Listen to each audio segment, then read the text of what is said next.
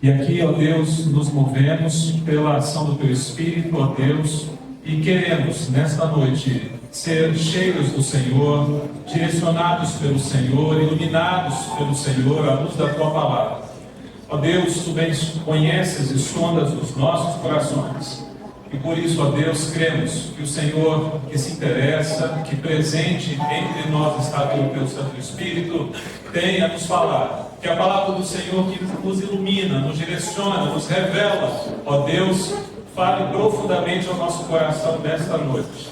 E que nós, ó Deus, tomemos decisões que mudem a nossa vida, que reflitam, ó Deus, em transformação para o louvor da Tua glória, para, ó Deus, revelar, para anunciar e para proclamar, ó Deus, o Teu poder, no nome de Jesus. Amém. Obrigado, pastor William, pastorinha, pastor da Igreja Presbiteriana de Itapema, queridos, está conosco nessa noite. Louvemos ao Senhor, meus irmãos, salve o seu coração e louve a Deus nessa noite pela sua palavra.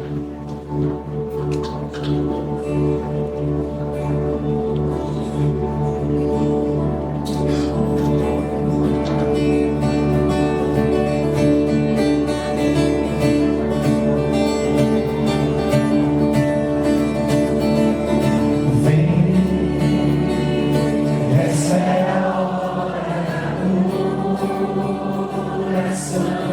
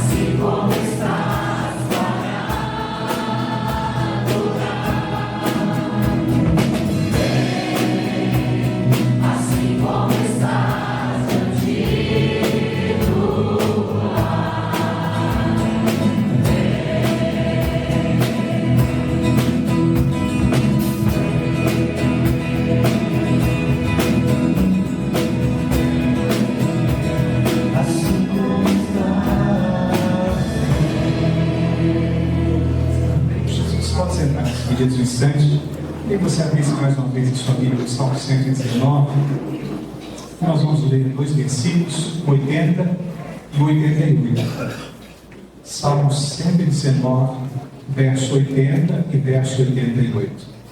Diz assim então também a palavra de Deus: seja o meu coração irrepreensível nos teus decretos, para que eu não seja envergonhado. E diz assim o 88: vivifica-me segundo a tua misericórdia, e guardarei os testemunhos oriundos de tua boca. Esses dois versos eu gostaria de convidar você a, em continuidade do nosso culto, estarmos com uma reflexão do nosso coração. Sempre é bom adentrarmos a presença de Deus com o coração limpo, purificado.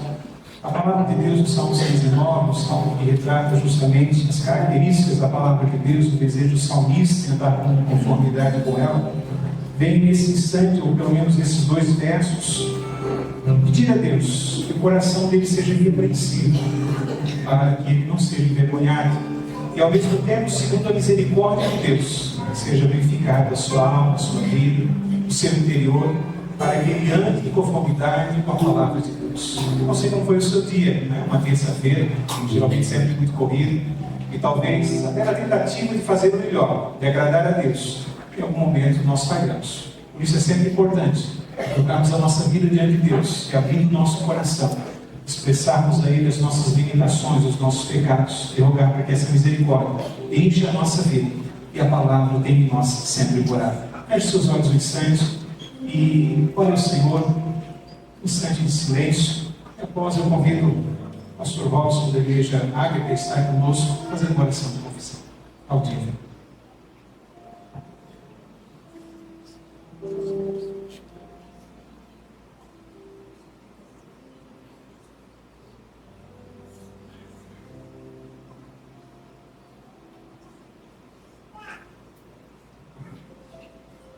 Oramos todos.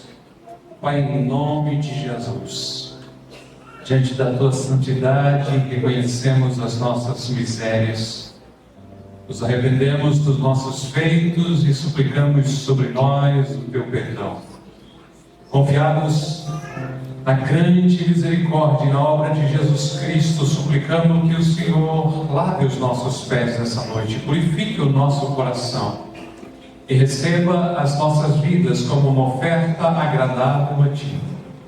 Que a Tua graça e o Teu favor nos alcance e que possamos, Senhor, sermos encorajados e renovados através do Teu perdão. É o que Te pedimos e em nome de Jesus Te agradecemos. Amém.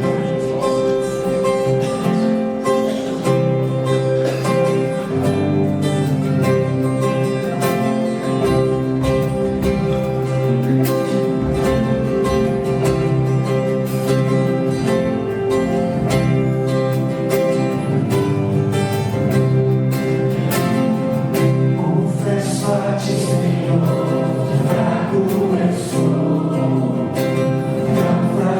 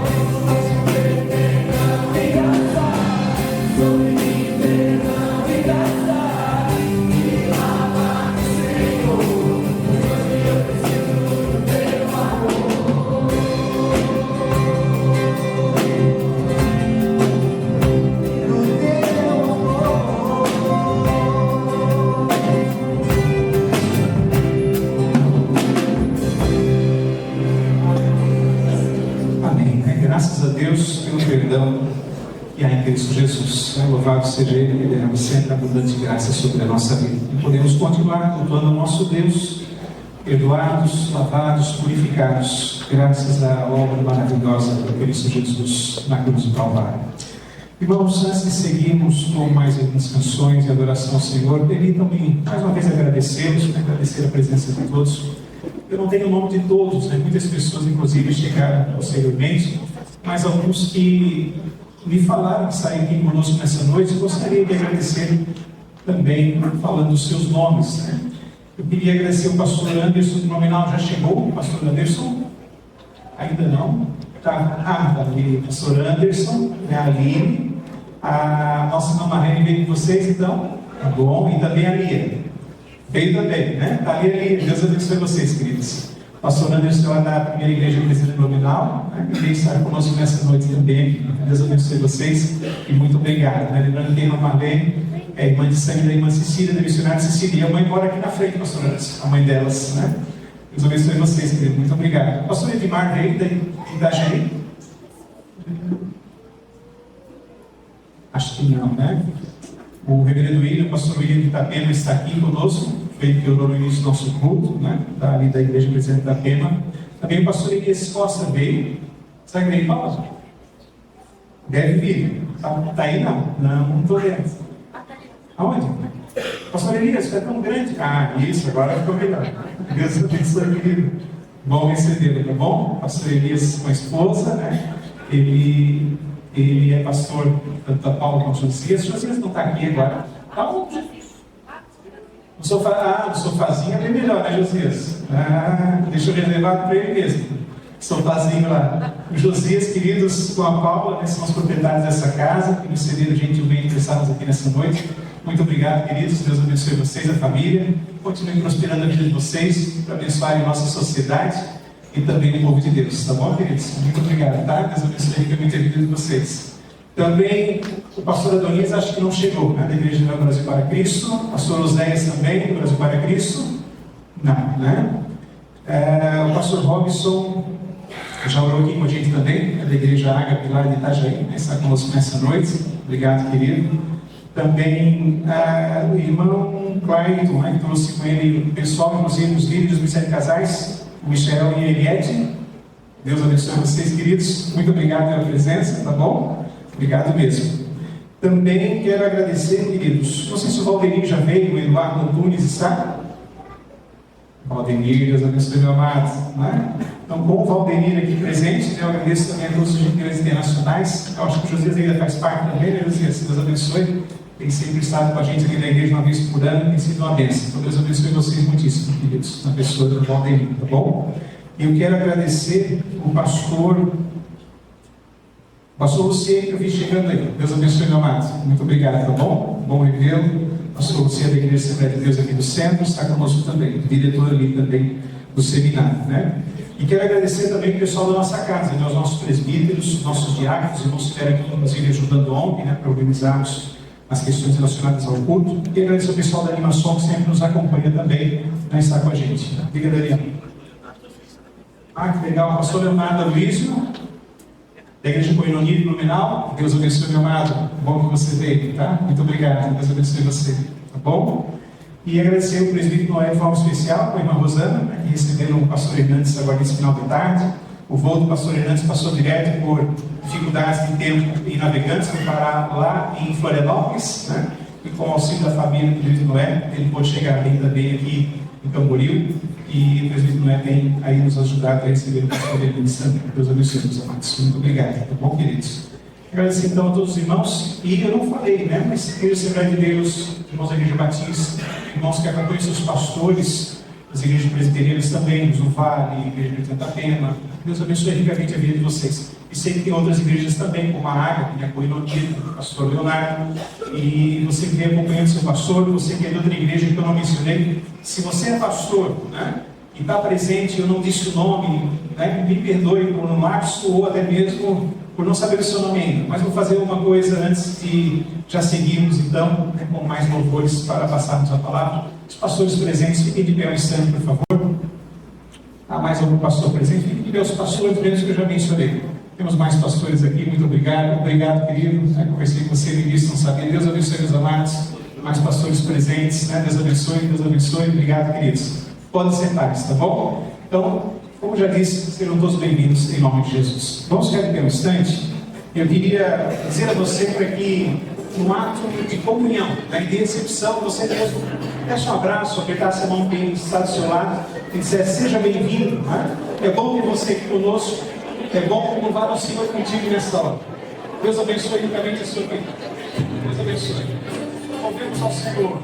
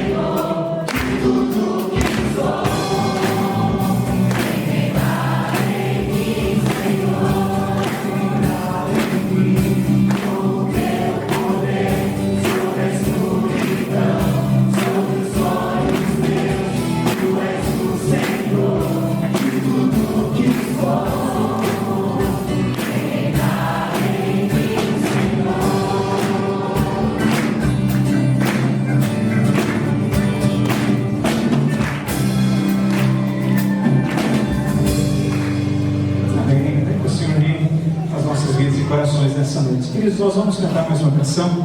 Eu quero fazer um convite a você para que nós possamos adorar ao Senhor com as nossas ofertas também, enquanto cantamos mais essa melodia. Tá bom? Se você deseja, quer adorar o Senhor com a sua oferta, pode fazer nesse instante. Tenha certeza que os recursos arrecadados serão, como sempre, bem utilizados para a honra e glória do Senhor. Tá bom? Louvemos a Deus com as nossas ofertas nesse instante.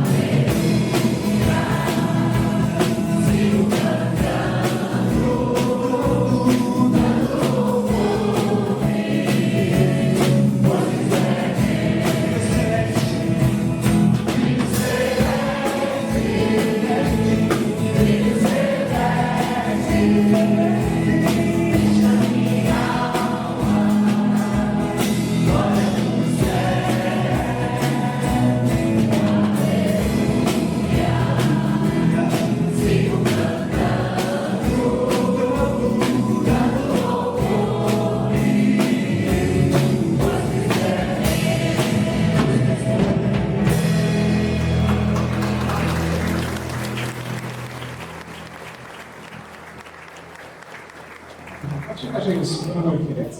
Vamos orar, queridos, agradecendo o diácono Jailson pela essa oração. Ainda de pé, oremos ao Senhor.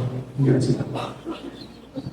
Vamos orar. Senhor Deus Pai, muito obrigado, Senhor, por esse momento, por estar aqui, Senhor, porque sabemos que Tu é um Deus que provê todas as coisas. Perdoa, Senhor, por nossos pecados, por nossas falhas, por nossos erros, somos imperfeitos, Senhor. Nós estamos aqui, Senhor, para Te adorar, Te agradecer pela grandiosidade que Tem feito nas nossas vidas. Mesmo não sendo merecedores, Pai.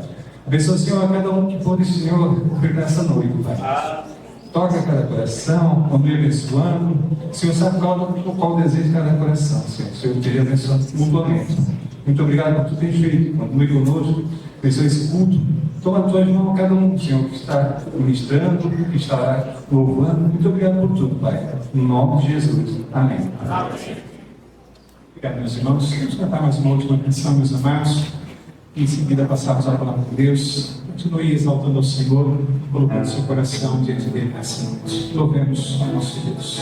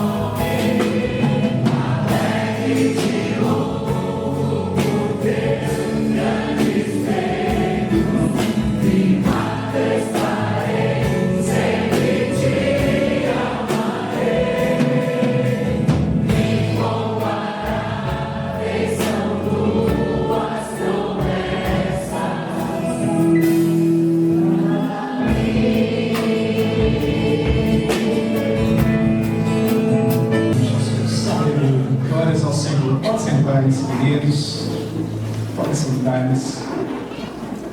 Bom, como eu já disse, se você está aqui, é porque você sabe muito bem o que está acontecendo, né? Além, claro, do nosso culto ao Senhor, é um momento especial, ouvimos a palavra de Deus através do pastor Hernandes. Pastor Hernandes, que é casado, como já sabemos, né? Tem os seus filhos, tem os seus netos, pastor que é avô, né? É sogro, né?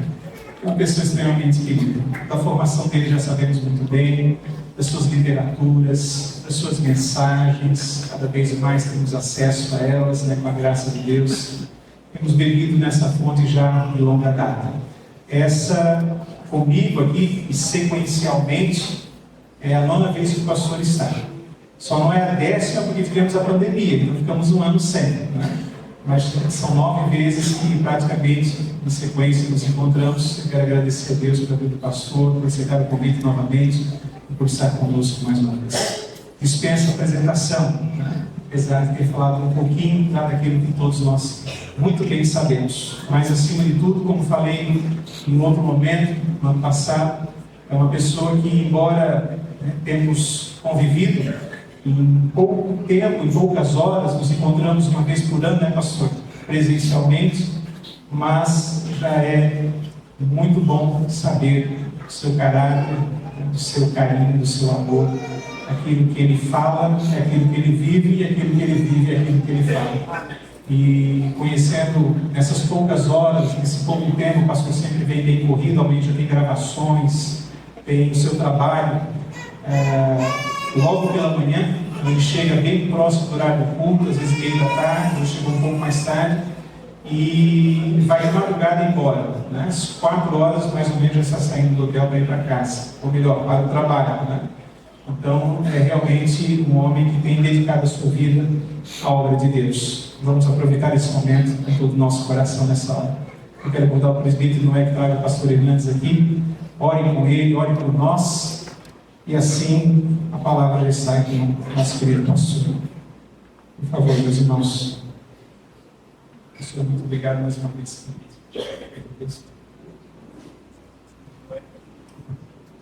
Vamos ficar de pé, irmão.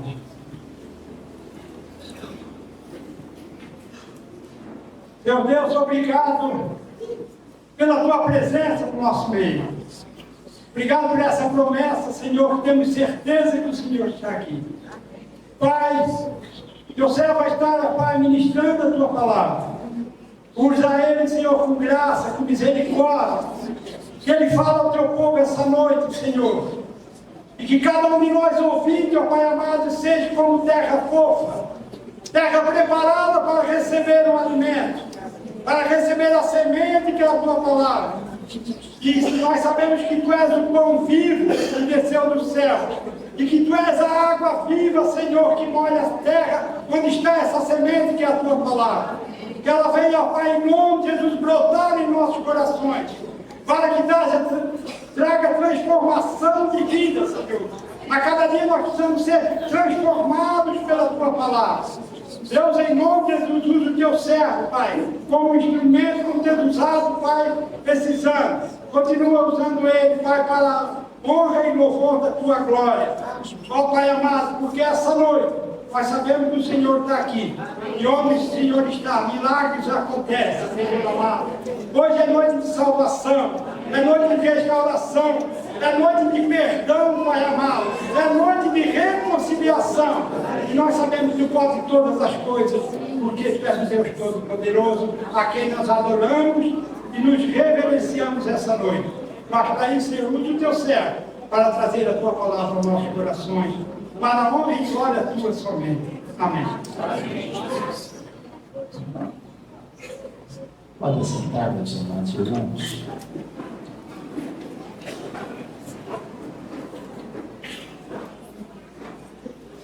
Registro na prática do nosso Paulo, o caminho para a prosperidade e a honra e Deus amados estarei com vocês e partilhar a preciosa palavra de Deus.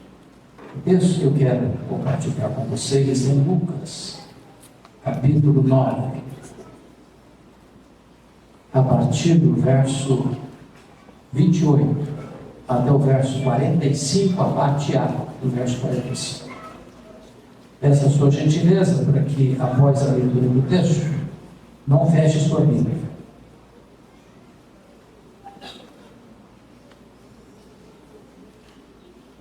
Lucas 9, 28. Está escrito: cerca de 8 dias depois, proferidas estas palavras, tomando consigo a Pedro, João e Tiago, subiu ao monte com o propósito de orar. E aconteceu que, enquanto ele orava, a aparência do seu rosto se transfigurou, e suas vestes resplandeceram de brancura. Eis que 2 varões falavam com ele, Moisés e Elias, os quais apareceram em glória, e falavam da sua partida, que ele estava para cumprir em Jerusalém. Pedro e seus companheiros achavam-se deprimidos de sono, mas conservando-se acordados, viram a sua glória, e os 2 varões que com ele estavam. Ao se retirarem estes de Jesus, disse-lhe Pedro: Mestre, bom estarmos aqui. Então façamos 3 tendas, uma será tua, outra de Moisés e outra de Elias, não sabendo, porém, o que dizia. Enquanto assim falava, veio uma nuvem e os envolveu, e encheram-se de medo ao entrarem na nuvem. E dela veio uma voz dizendo: este é o meu filho, o meu eleito, a ele ouvi. Depois daquela voz, achou-se Jesus sozinho. Eles calaram-se e naqueles dias a ninguém contaram coisa alguma do que tinham visto. No dia seguinte, ao descerem eles do monte, veio ao encontro de Jesus grande multidão. E eis que dentre a multidão surgiu um homem dizendo em alta voz: Mestre, suplico-te que vejas meu filho, porque é o único. Um espírito se apodera dele e de repente o menino grita. E o espírito atira por terra, convulsiona-o até espumar, e dificilmente o deixa depois de o ter quebrantado. Roguei aos meus discípulos que o expelissem, mas eles não puderam. Respondeu Jesus: ó geração incrédula e perversa, até quando estarei convosco e vos sofrerei? Traz o teu filho. Quando se aproximando, o demônio o atirou no chão e o convulsionou. Mas Jesus repreendeu o espírito imundo, curou o menino e o entregou a seu pai. E todos ficaram maravilhados ante a majestade de Deus. Como todos se maravilhassem de quanto Jesus fazia, disse aos seus discípulos: fixai nos vossos ouvidos as seguintes palavras: o Filho do Homem está para ser entregue nas mãos dos homens. Eles, porém, não entendiam isso. Até aqui. Meus amados, esse texto retrata para nós um episódio que ocorreu 8 dias depois da declaração de que Jesus era o Cristo, o Filho do Deus vivo. Jesus estava lá em Cesareia de Filipe, no extremo norte de Israel, lá no sopé do Monte Hermon, lá em Bânias, onde nasce o Rio Jordão, quando faz uma enquete com os discípulos, perguntando a eles o que dizem os homens ser o Filho do Homem. Em outras palavras, o que o povo comenta a meu respeito? E os discípulos deram a resposta desanimadora. Eles disseram: mestre, uns dizem que tu és João Batista, outros dizem que tu és Elias, outros dizem que tu és Jeremias, outros dizem que tu és alguns dos profetas. Ninguém acertou, todo mundo errou na avaliação. Então Jesus pergunta aos discípulos: e vós, quem dizeis que eu sou? E Pedro é categórico e eloquente: tu és o Cristo, o Filho do Deus vivo. Quase que aguardando o elogio de Jesus. Parabéns, Pedro, você é um homem antenado, você é um homem com refinado discernimento. Mas não foi o que Jesus disse. Jesus disse assim: bem-aventurado és, Simão Bar-Jonas, porque não foi carne e sangue quem te revelaram, mas o meu Pai que está nos céus.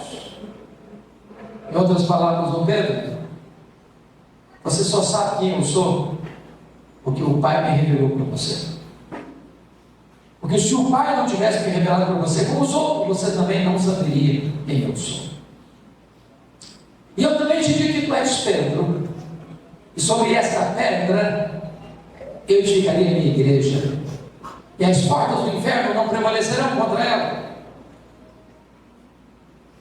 Aqui está um dos textos mais importantes da Bíblia e da história, de cuja correta interpretação depende o futuro do cristianismo. Quem é Pedro, sobre a qual a igreja está edificada? Ao longo da história da igreja, nós tivemos 3 interpretações. A primeira delas é que o próprio Pedro seria a pedra sobre a qual a igreja está edificada. Há uma frase em latim muito conhecida no universo religioso: Biberculos e Bia. Onde está Pedro? Aí está a igreja. A segunda interpretação é que a pedra é a declaração: tu és o Cristo, o Filho do Deus vivo. Onde essa declaração for feita, aí está o fundamento da igreja. Mas a terceira interpretação, e eu acho que se não todos nós, a maioria de nós subscreve a terceira interpretação, é que o próprio Cristo é a pedra sobre a qual a igreja está edificada. Na língua grega, há duas palavras muito próximas, que é Pedro e pedra. Pedro é Petros, pedra é Petra. Pedro deriva de pedra, e não pedra deriva de Pedro. Petros é um fragmento de pedra arrancado de um maciço rochoso. Petra é uma rocha inabalável.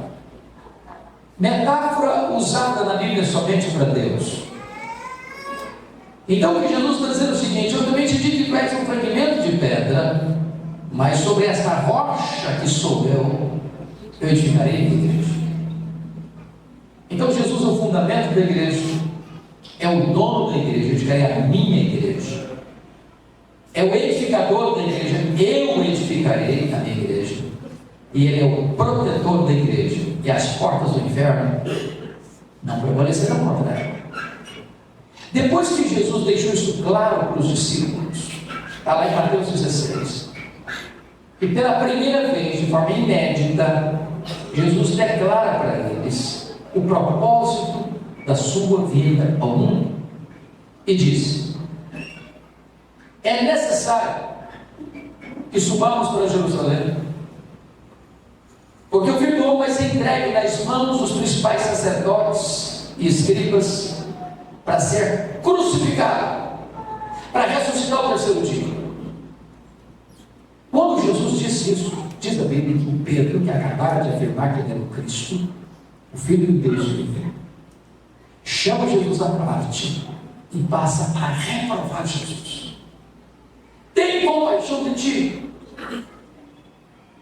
Isso de modo algum pode acontecer. Jesus volta-se e diz: arreda, Satanás, és para mim causa de tropeço. Não cogitas das coisas de Deus, apenas das coisas dos homens. É claro que essa declaração de Jesus de que ele ia morrer deixa os discípulos abalados, tristes. Então, 8 dias depois, uma semana depois, Jesus pega exatamente Pedro, Tiago e João e sobe um alto monte com eles, o monte da transfiguração. A tradição diz que é o monte Tabor, outros acham que é o monte Hermon. Para nós não importa, nós não fazemos peregrinação sagrada. O fato é que Jesus subiu com o propósito de orar e leva Pedro, Tiago e João para mostrar-lhes uma espécie de antepasto do céu, para dar-lhes um vislumbre da glória, para mostrar que a glória passa pelo caminho da cruz, que para chegar à glória precisa enfrentar a cruz. E diz a Bíblia que no alto desta montanha 4 milagres acontecem. Jesus é transfigurado, o rosto dele brilha como o sol, as vestes brilham como a luz. Segundo milagre, Moisés e Elias aparecem em glória conversando com Jesus sobre a sua partida para Jerusalém, a cruz. Terceiro milagre, uma nuvem luminosa os envolve, os envelopa. Quarto milagre, de dentro da nuvem sai uma voz celestial divina dizendo: este é o meu filho, o meu eleito. Aí eu ouvi. Por outro lado, lá embaixo no vale ficaram os 9 discípulos, e uma multidão se reúne ali, e no meio da multidão tem um pai muito aflito, desesperado até, com um filho único, endemoniado. E aquele pai recorre aos discípulos de Jesus na expectativa de que poderá encontrar a resposta para o seu drama. E os discípulos não puderam libertar aquele menino. E Marcos 9,16, que é um texto paralelo deste, diz que eles não puderam porque eles estavam discutindo com os escribas, os adversários da obra. E aqui então eu gostaria de dividir esse texto em 3 partes. Primeiramente, eu quero examinar com vocês os 3 discípulos que subiram com Jesus. E eu vou chamar a espiritualidade deles da espiritualidade do monte. E vou chamar a espiritualidade do monte da espiritualidade do êxtase, sem entendimento. Eles não vêem milagres, mas não têm discernimento espiritual. O segundo grupo, que ficou no sopé do monte, discutindo com os escribas, sem poder espiritual, para libertar os cativos, eu vou chamar da espiritualidade do vale, a discussão sem poder. E finalmente nós vamos aprender com Jesus o nosso paradigma. Porque a espiritualidade dele é a espiritualidade da oração, da obediência e do poder. Acompanhe comigo então a espiritualidade do monte, do êxtase sem entendimento. Eu creio que nós vivemos hoje uma geração ávida por milagres. Corre atrás de milagres, vive a cata de milagres. Alguns até procuram milagres que nunca aconteceram. E eu quero dizer para você que nós cremos em milagres, que nós oramos por milagres, que nós esperamos milagres. Mas entendemos também que milagre não é o Evangelho. Pode até abrir um caminho para o Evangelho, mas jamais é um substituto do Evangelho. Aqui nós estamos vendo Pedro, Tiago e João vendo milagres verdadeiros, genuínos. Mas Pedro, Tiago e João, e não obstante estarem pisando num terreno milagroso, num terreno sobrenatural, e vendo milagres insólitos, extraordinários, eles estão desprovidos de impedimento espiritual. E o que eles não estão entendendo? Primeiro, eles não discerniram a centralidade da pessoa de Jesus. Quando Pedro disse assim, achando que ele estava no controle da situação, comecei a pensar: mestre, onde está você? Vamos fazer uma coisa, vamos fazer 3 tendas. Uma vai ser tua, outra vai ser de Moisés, outra vai ser de Elias. O representante da lei, Moisés, o representante dos profetas, Elias. Nós vamos fazer então 3 tendas. E diz a Bíblia que ele não sabia o que estava falando. E por que ele não sabia o que estava falando? Está falando uma bobagem, uma tolice. Pedro está comparando e equiparando Jesus a Moisés, o representante da lei, e Elias, o representante dos profetas. Mas Jesus não é apenas um grande homem entre os homens, Jesus é o próprio Deus entre os homens. Ele é único, ele é singular, ele é incomparável, ele é o próprio Deus feito carne entre nós. Não dá para compará-lo, nem equipará-lo. Eles não entenderam a centralidade da pessoa de Jesus, embora vendo milagres. Segundo lugar, eles não discerniram a centralidade da missão de Jesus. Quando Jesus desce desse monte e cura o menino endemoniado e o liberta e o devolve ao seu pai, diz o verso 43 que todos ficaram maravilhados. Quantos ficaram maravilhados? Todos. Todos quem? Havia uma grande multidão, os discípulos entre eles, todos estão maravilhados. Maravilhados de quê? Ante a majestade de Deus. Em que sentido? Maravilhados do quanto Jesus fazia. Agora preste atenção, que o que está ocorrendo aqui é o mesmo que ocorreu lá em João 6. O que ocorreu lá em João 6 está relatado? É que quando Jesus multiplicou pães e peixes pela primeira vez, alimentando uma grande multidão, aquela multidão quis fazer de Jesus um rei, um Messias político, um Messias para resolver os problemas do aqui e do agora, alimentar os famintos, curar os enfermos, libertar os cativos, resolver os problemas terrenos, materiais, temporais, do aqui e do agora. E o que Jesus fez? naquela ocasião. Ele despediu os discípulos na frente, compelindo-os a entrar no barco e atravessar para o outro lado, enquanto ele ficou despedindo as multidões. Por que Jesus fez isso? Para poupar os seus discípulos de uma tentação teológica, de um perigo terrível, de não compreender o que Jesus tinha vindo fazer no mundo. Como até hoje muita gente pensa que Jesus veio ao mundo para dividir a história no meio, para ser um mestre moral, para ser um operador de milagres, para fazer maravilhas.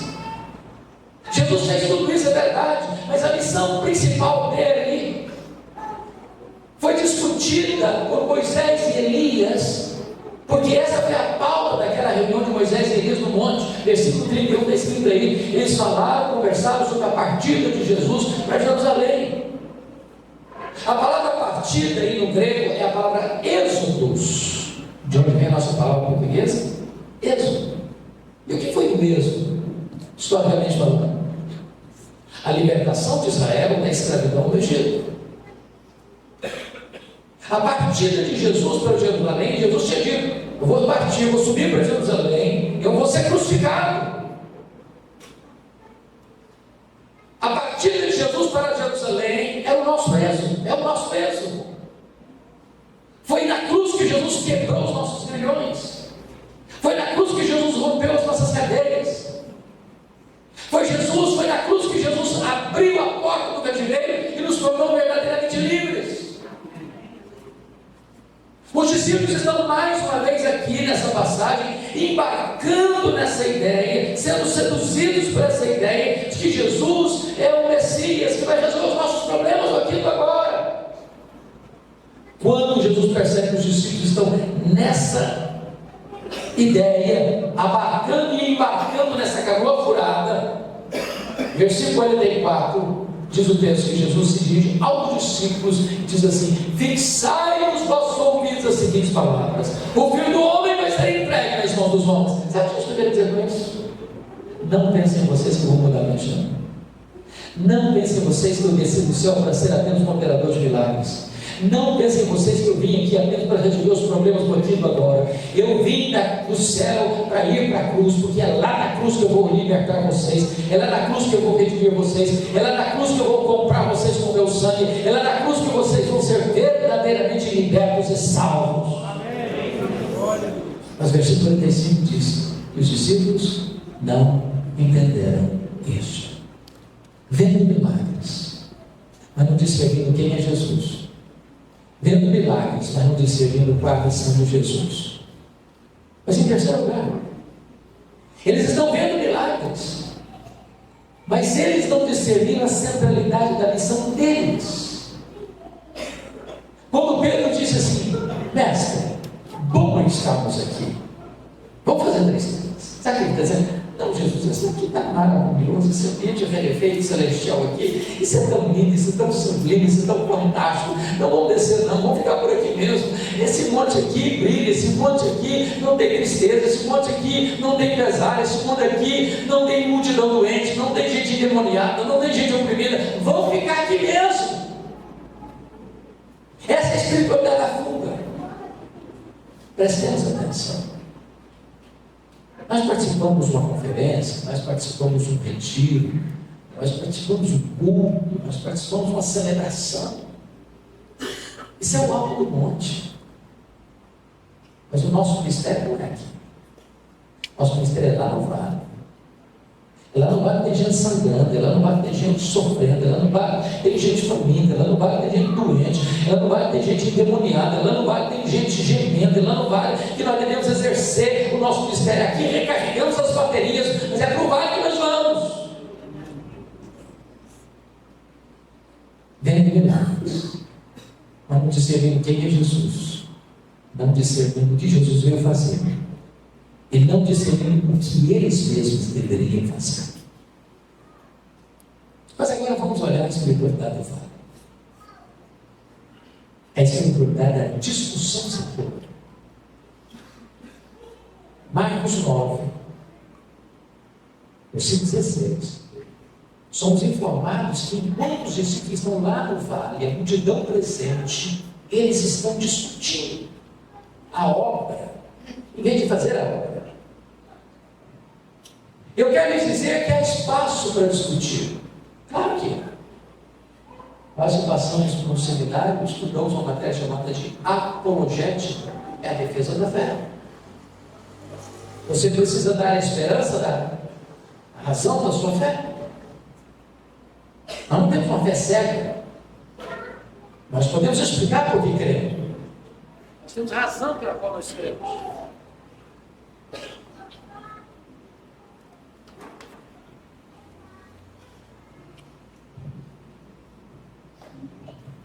Agora, preste atenção nisso.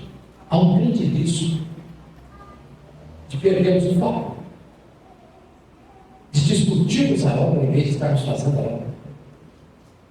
Os escribas eram os doutores da época, e eles eram opositores de Jesus. E às vezes nós estamos de tal maneira engajados numa agenda de discussão da obra que não temos tempo para fazer a obra. Isso é um perigo. Foi o que aconteceu com Davi. O Senhor foi Eliabe, começou a discutir com ele. Chegou um ponto que Davi entendeu que não era bom para ele fazer. Quando aquela conversa, largou Eliabe para lá, foi para conversar com outra pessoa. O que aconteceu com Neemias? Os inimigos tentaram de todas as formas impedir a reconstrução de Jerusalém. Quando perceberam que não tinha nada para fazer com que o Neemias desanimasse da obra, vem cá, Neemias, vamos bater um papo, vamos sentar à mesa. Diz, não, estou fazendo uma grande obra, não posso crescer não. Meu irmão, Deus não chamou você para discutir a obra, Deus chamou você para fazer a obra. Olha, porque os discípulos estão discutindo a obra, em vez de estar fazendo a obra, o diabo está agindo. E agindo de uma forma cruel. Notem vocês que o menino endemoniado é filho único. E quando você lê Mateus 17, Marcos 9, Lucas 9, está escrito lá que o espírito que tomava posse daquele menino era um espírito mudo, surdo, imundo, que jogava o menino no fogo, que jogava o menino na água, que jogava o menino na terra, que ele espumava, que ele relhava os dentes, que ele ia definhando, e dificilmente o espírito abandonava antes de quebrar o todo. E eu fico imaginando o sofrimento dessa família, o desespero dessa família. E eu fico imaginando a sensação do pai ao saber que os discípulos de Jesus estão presentes naquele sopé do monte, e ele deve ter dado uma respiração profunda, uma exclamação de alívio. Puxa vida, homens de Deus estão aqui, eles vão trazer resposta para a minha dor, eles vão ser solução para o meu problema, eu vou levar meu filho a eles, na expectativa que meu filho será curado, liberado. Mas diz o texto que os discípulos não puderam. Estão discutindo a obra, não estão orando, não estão jejuando, não estão crendo. O diabo está agindo. Agora vejam vocês, o texto, quando o pai chega para Jesus e diz assim: eu apresentei meus filhos, meus discípulos, e eles não puderam. E Jesus soltou um gemido de dor. Ó geração incrédula e perversa, até quando eu suportarei? Se nós estamos sem poder, meus irmãos, não é porque falta poder, é porque nós não estamos buscando poder. Toda a suprema grandeza do poder de Deus, o mesmo poder que ressuscitou Jesus dentre os mortos, está à disposição da igreja. Nada fere mais o nosso Salvador do que um crente fraco, sem poder, porque um crente sem poder é uma contradição de termos, porque não há cristianismo sem poder. Então Jesus faz uma pergunta ao pai do menino: desde quando esse rapaz está assim? Qual foi a resposta do pai? Desde a sua infância. E a palavra no grego infância é a palavra brefos, está aí. E brefos, na língua grega, descreve desde a vida intrauterina até a primeira infância. Imagine o que é uma mãe tem uma gravidez estranha. Imagine o que é um bebê estranho. Imagine o que é uma criança brincando com os coleguinhas, de repente o espírito demoníaco entra nela, ela sai correndo e pula no fogo, alguém tem que saltar lá e tirar. Todo machucado, queimaduras, corpo cheio de marcas. Imagine que uma criança brincando, de repente ela sai correndo e pula na água, alguém tem que pular lá para livrá-la de afogamento.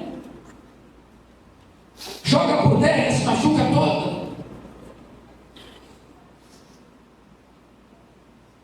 Agora, para um pouquinho comigo aqui. Alguém tem dúvida, irmãos, de que existe hoje uma força demoníaca, tenebrosa, para atingir as crianças da nossa geração?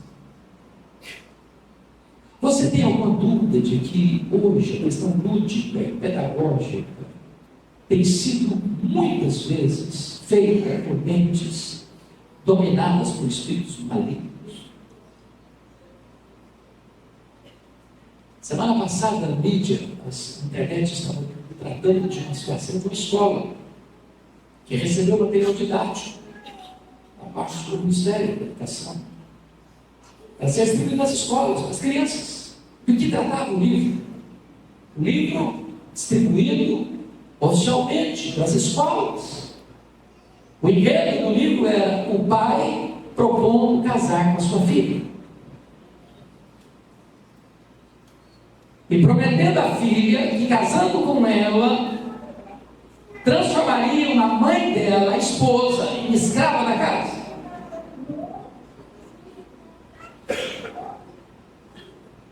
E a filha recusou a proposta de casamento do pai, e o pai começa a perseguir a filha.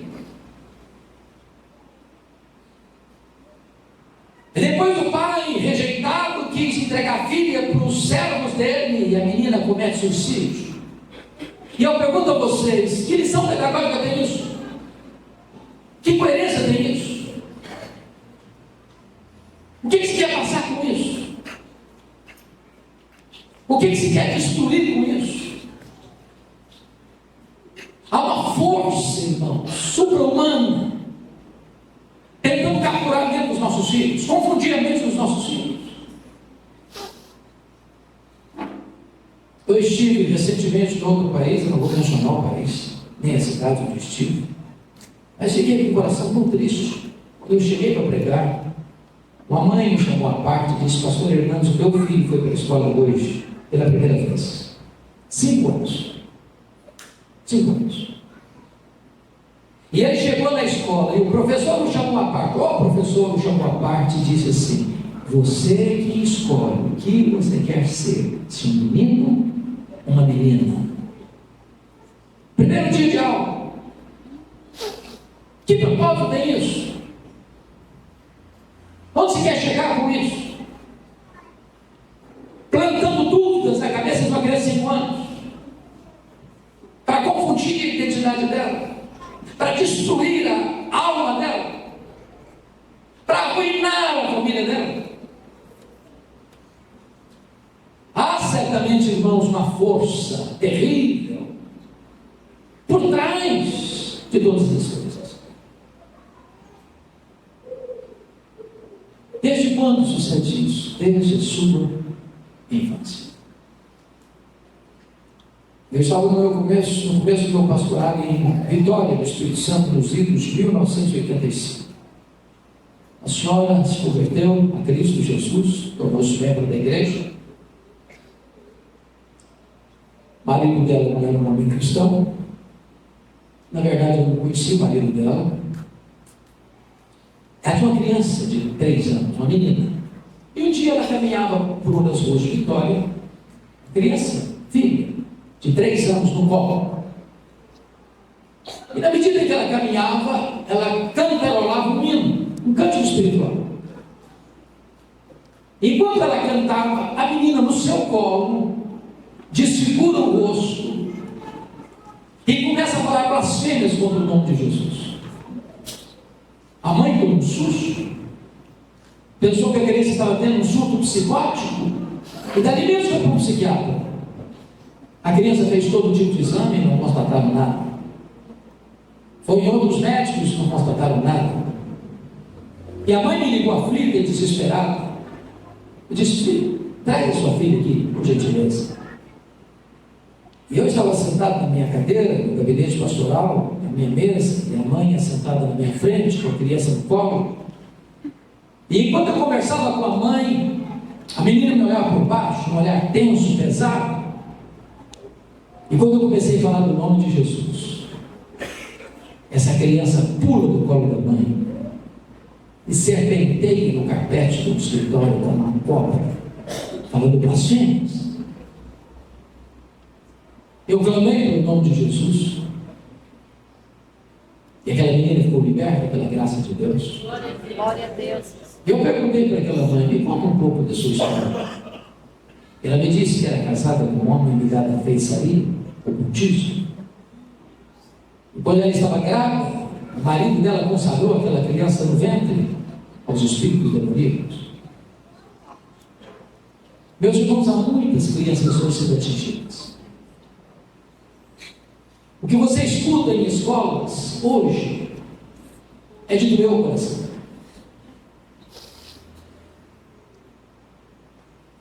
Eu não tenho dúvidas, irmãos, que nós precisamos de poder, o poder do Espírito Santo de Deus, para nós fazermos uma grande cruzada em favor da família, um aumento em favor das nossas crianças, dos nossos adolescentes, dos nossos jovens, para que eles não sejam apanhados, para que eles não sejam capturados, para que eles não sejam escravizados.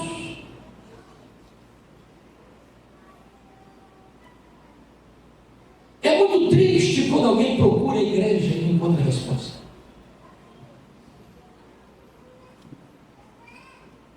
Daqueles que deveriam ter resposta e não as têm, porque estão reunindo domingo após domingo, semana após semana, mês após mês, ano após ano, para discutir a obra, para discutir a obra, para discutir a obra, para discutir a obra, mas não estão fazendo a obra.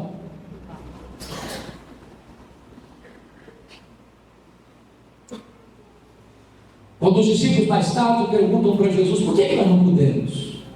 A resposta de Jesus foi: esta casa não sai senão com oração e jejum. Se vocês tivessem fé do tamanho da semente de uma mostarda, vocês diriam para esse monte: sai daqui, transporta para lá, e ele seria transportado. O que Jesus está querendo dizer é o seguinte: problemas humanamente insolúveis são resolvidos quando você crê, quando você ora, quando você jejum. Há alguns nós na família, meus irmãos, que não vão ser resolvidos a não ser com oração e jejum. Há algumas artimanhas do inimigo que não vão ser desfeitas a não ser que oremos e jejuemos, crendo que o Senhor é poderoso para libertar os cativos. Mas agora vamos ver em terceiro e último lugar o modelo que é Jesus. Para ele nós podemos olhar. Não devemos copiar nem a espiritualidade do monte, êxtase sem entendimento, nem a espiritualidade do vale, discussão sem poder. Mas em primeiro lugar, Jesus nos ensina a necessidade de orar. Ele subiu o monte com o propósito de orar, e ele orou. Enquanto Jesus ora, os discípulos, tomados, premidos pelo sono, estão adormecendo. Em outras palavras, o que dá prazer em Jesus dá cansaço deles. Convenhamos aqui, tem crente que é capaz de assistir uma série de Netflix 5 horas sem pestanejar. E quando ajoelha para orar, em 5 minutos, já está com muito sono. Já não tem mais o que conversar com Deus. E por que Jesus orou? Seu corpo e suas vestes foram vazados pela glória de Deus. Porque Jesus orou, o Pai o preparou antecipadamente para ir para a cruz. Porque preste atenção nisso, irmãos, versículo 31. nos informa que a pauta da conversa de Moisés e Elias foi a cruz e a partida para Jerusalém. A cruz não foi um acidente, nem a ressurreição uma surpresa.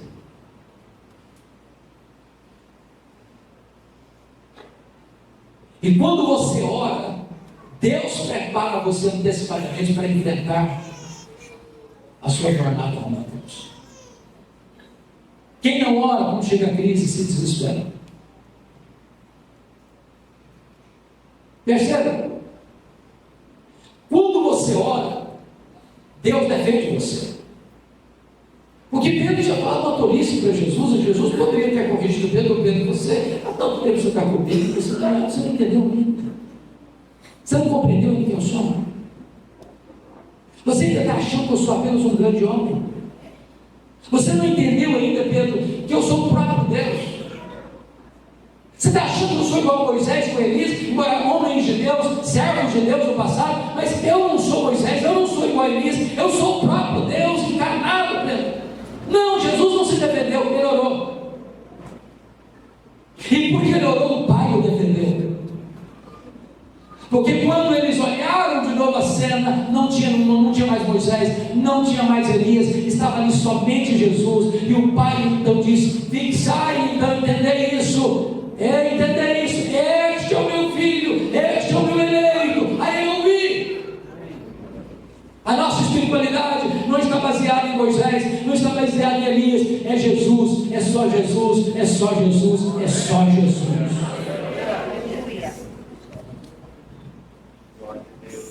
Segundo lugar, a espiritualidade de Jesus é marcada não só por oração, é marcada também por obediência.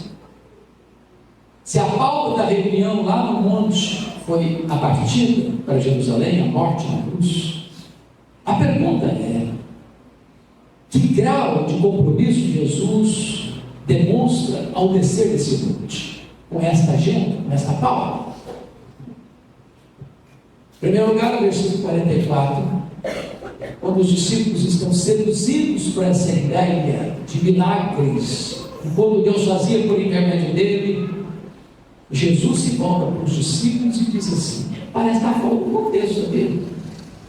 Por que Jesus disse assim, parece que meio fora do contexto? É que Jesus conhece o coração, Jesus conhece o pensamento. Fixai os vossos ouvidos as seguintes palavras. Isso é uma palavra dura. Entenda isso. Não perca o foco. O filho do homem vai ser entregue nas mãos dos homens. O que Jesus quer dizer por isso? Não pensem vocês que eu vou mudar o projeto.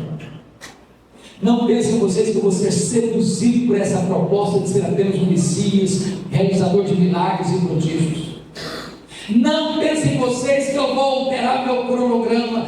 Não pensem vocês que a minha agenda vai mudar. Essa agenda foi estabelecida na eternidade. É por isso que eu desci do céu e é para a cruz que eu estou indo. E não tentem me tirar desta agenda, porque é para lá que eu vou. É para lá que eu vou. É para lá que eu vou. Aleluia. Obediência absoluta. Confira o verso 51. E aconteceu que, ao se completarem os dias em que devia ser assunto para o céu, manifestou no semblante a intrépida resolução de ir para Jerusalém. Eu acho isso tão lindo. Sabe como você consegue ler no rosto da pessoa que está decidido? Mas ele não está decidido assim, meio com medo, meio nervoso, meio inseguro. Intrépida resolução. Ele caminha para a cruz como um rei caminha para a sua coroação. Dá uma olhadinha no versículo 53. Mas os samaritanos não receberam, porque o aspecto dele era de quem decisivamente ia para Jerusalém.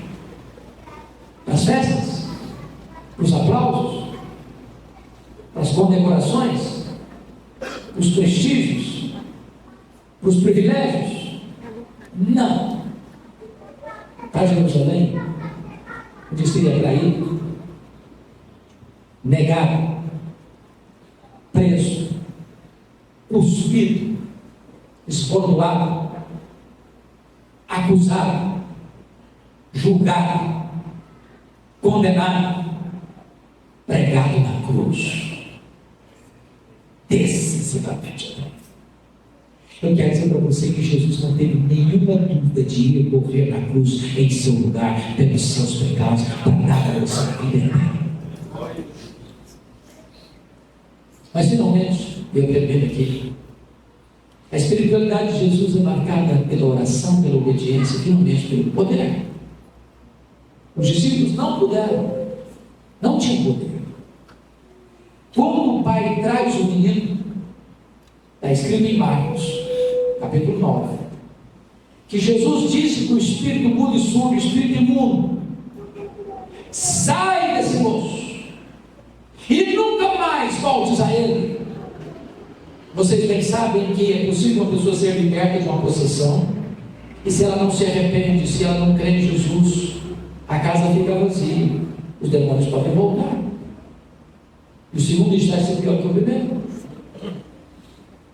Mas agora Jesus dá uma ordem categórica, insofismável: sai e nunca mais volte. E o menino foi liberto. E o menino foi curado.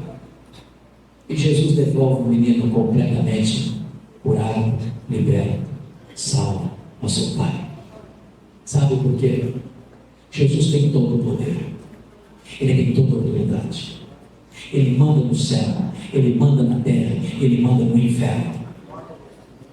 Todo joelho precisa se dobrar e confessar que Jesus Cristo é o Senhor, para a glória de Deus Pai. Eu quero dizer para você que você e eu também precisamos desse poder. Eu quero concluir contando-lhes uma experiência que me marcou muito. Lá em Recife, a Igreja Presbiteriana das Graças, culto de formatura do Seminário Presbiteriano de Recife, no Rio Grande do Norte. Eu fui convidado para pregar naquele culto de formatura. E após o culto, um dos formandos veio me contar uma experiência dramática que tinha vivido no começo daquele ano. Ele recebeu um convite no quarto ano do seminário para pregar numa das nossas maiores igrejas do Brasil, uma das nossas mais lindas capitais do Brasil. Não é comum, vocês sabem disso, um seminarista recebeu um convite de uma série de conferências numa grande igreja, sexta, sábado, domingo. Eu costumo brincar que todo seminarista do quarto ano tem uma leve sensação que é um forte concorrente com Charles Haddon Spurgeon. Então ele empacotou seus melhores sermões, botou seu melhor terno na mala e foi para lá. E foi se hospedar exatamente na casa do pastor. Sexta-feira à tarde, antes do início da conferência, entretanto, acontece um fato inusitado. Chega na casa do pastor uma mulher desesperada. Diz: pastor, eu preciso de ajuda. Preciso de socorro. Foi, meu filho. A minha vizinha está endemoniada. Está quebrando tudo dentro de casa. Tem uma pequena multidão em frente à casa. Ninguém tem coragem de lidar com essa situação. Eu preciso do senhor lá nos ajudar. O pastor muito calmamente disse: minha irmã, que coisa tão interessante. Acaba de chegar de Recife um santo homem de Deus preparado para essa tarefa. Bom, se não, essa pessoa atendeu os joelhos. Começou a gaguejar e eu só via dizer: o senhor mandou ele embora. Não, ele não conseguiu ir embora não, porque o pastor pegou firme na mão dele e saiu andando na rua com ele. De longe ouviram os gritos cavernosos da mulher. Quando chegaram em frente à casa, a multidão ali presente, assustada, o pastor olhou para o seminarista, o seminarista olhou para o chão. E o pastor disse: seminarista, o caso é todo seu. Pode entrar na casa. Temendo muito, ele entrou. Deparou-se com um algo horrível. Aquela mulher estava com os cabelos desalinhados, com os olhos esbugalhados, proferindo blasfêmias. E ele tentou proferir a primeira frase, e a mulher lhe deu uma bofetada na cara e o jogou no chão. Um homem de mais de 2 metros.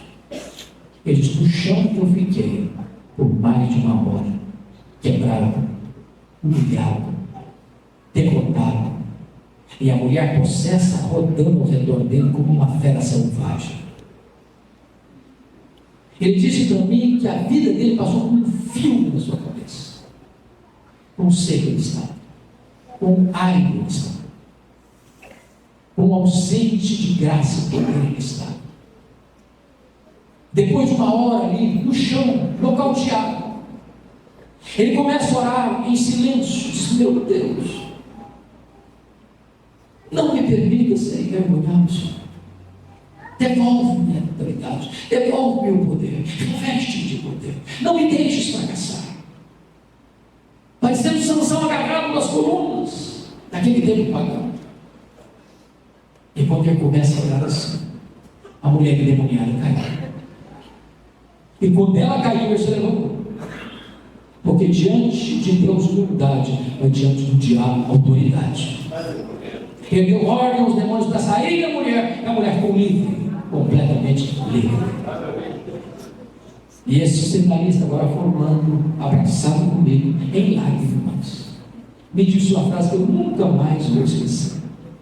Ele disse: Fernando, eu entendi ali que não basta ser crente, não basta ser diácono, não basta ser presbítero, não basta ser seminarista, não basta ser missionário, não basta ser pastor, não basta ser líder. É preciso ter o poder do Espírito Santo de Deus. Nós precisamos desse poder.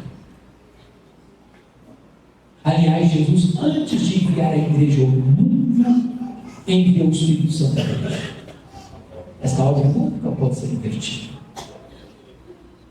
E nesta noite possamos olhar para Jesus, aprender a orar com Ele, aprender a obedecer com Ele, e aprender a usar o poder que está à sua, à minha, à nossa disposição, para que os cativos sejam libertos. Que Deus nos abençoe. Vamos orar aqui, vamos se brincar.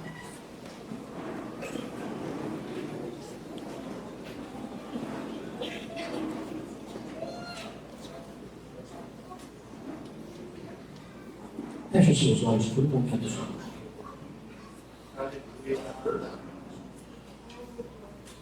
Eu não sei. Também não sei como você vai andar até aqui.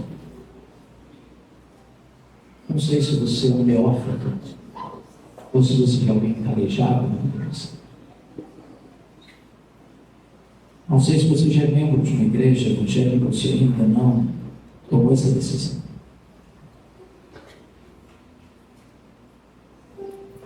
Mas Jesus está aqui. O mesmo Jesus está aqui. Mesmo ontem, mesmo hoje, mesmo para sempre.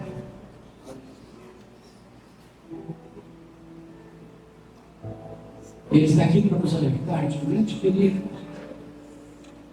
de ver tantos milagres na nossa vida. E assim, mesmo assim, não entender quem ele é, o que ele veio fazer. Como o nosso ministério lá não fala. Ele está aqui para nos advertir sobre o perigo de discutir a guerra. Até com os inimigos, em vez de fazer a guerra. Jesus está aqui para nos corrigir acerca da nossa falta de compromisso com a oração, com o jejum. Uma fé simples, que crê no impossível, que vê o invisível. Jesus está aqui para nos matricular na escola da oração, para nos ensinar que, ainda que o caminho seja o caminho da cruz, é melhor obedecer. Porque a cruz é o prelúdio da glória. Jesus está aqui para mostrar para você e para mim que nós precisamos do poder do Espírito Santo de Deus. Senhor, nós ouvimos a Tua palavra. Eu tenho plena convicção de que eu só posso falar aos ouvidos, mas o Teu Espírito tem poder de falar aos corações. Não temos o poder de aplicar a Tua palavra, mas o Teu Espírito tem. Então tira o tampão dos ouvidos tira a venda dos olhos e toca o profundo do coração de cada pessoa que entrou neste ambiente tão agradável nesta noite. Que sejamos resposta para os aflitos, que sejamos arautos daquele que é o verdadeiro libertador dos cativos. Visita a tua igreja aqui reunida, visita a tua igreja aqui representada e fortalece a tua igreja, em nome de Jesus. Amém.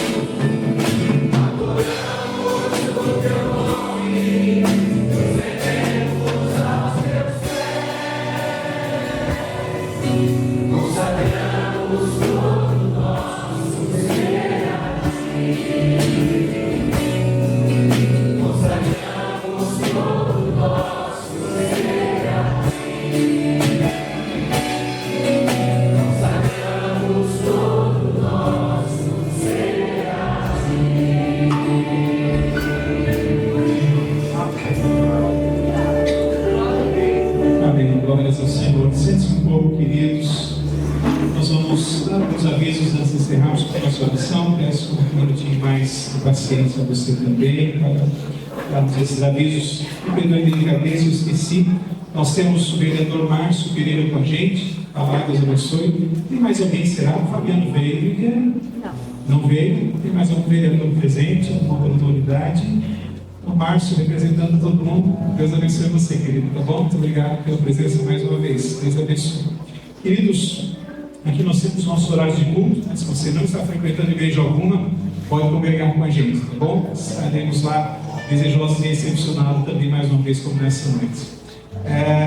Os nossos adolescentes, eles estarão fazendo uma atividade agora em julho, lá no Paraná, quando os 3 estados de Santa Catarina se encontram, os adolescentes das nossas igrejas presbiterianas.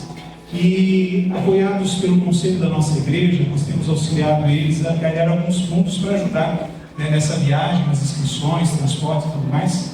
Então, eles tiveram um desejo, e nós apoiamos que eles vendessem maçã do amor após o nosso culto. Vai ficar ali fora para sair. Se você desejar, se você quiser, isso avisa os nossos adolescentes.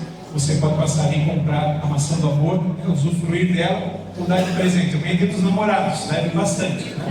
Dá para ajudar também. Se você não pensou em presente até aqui, é uma boa oportunidade. Tá bom, queridos? E quero agradecer ao nosso pessoal também aqui do Louvor, meus amigos do Louvor. Muito obrigado, queridos, por sempre estarem apoiando a gente aqui também. Tá? Então nós vamos orar, queridos, nós vamos orar pela vida do pastor Hernandes, por sua viagem.